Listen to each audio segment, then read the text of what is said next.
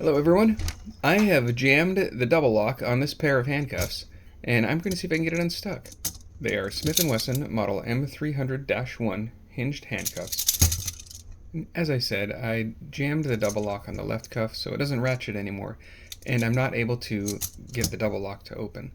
And to be clear, I'm in no way disparaging the Smith & Wesson brand or the quality or design of these handcuffs. They stopped working because I was using them outside of their design. So let's take a look at the side that does work. Without the double lock set, you'd be able to ratchet it, and using the pin at the end of the key, reach into this window and shift the spring toward the keyhole to set the double lock. That locks the pawl in place and prevents the arm from moving. And if you insert the key and rotate it 3/4 of the way around, you can see through the window that the spring will move back into place, releasing the pawl and allowing the arm to ratchet. However, on the side I jammed, in that window you can see that the spring is already shifted toward the keyhole. The arm can't move, and if I insert the key and rotate it 3/4 of the way around, it doesn't contact the spring anymore. That means the pawl is locked in place and the arm can't ratchet. This is where I say thank you to Coxey's Picks, multiple Guinness World Record holder and escapology guru, for advising me on how to unjam these cuffs. The tool of choice for this procedure is a large safety pin. I need something that will fit through the double lock window, comes to a fine point, and is sturdy enough to pry with. I'm going to start by putting a little bit of a bend in the end. I think a bend at the tip will help get a better angle reaching through that window to seat the point between the spring and the sidewall of the cuff. Hopefully, I'm getting this on camera. I'm trying to get it seated between the spring and the sidewall and pry the end of it out into the window.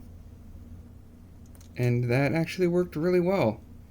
You can see the spring is there in the window now, and the arm has been released. I'll use the double lock pin on the key and pull it all the way over, although it's already working now. And the arm is freed. So now that I know how to unjam it, my question is, if I lock it again and the double lock is set, will I be able to use the key to unlock it? Rotate it around, and no, it did not release the double lock. So I'll grab the tool that I just made, squeeze it between the spring and the sidewall of the cuff, pry it open,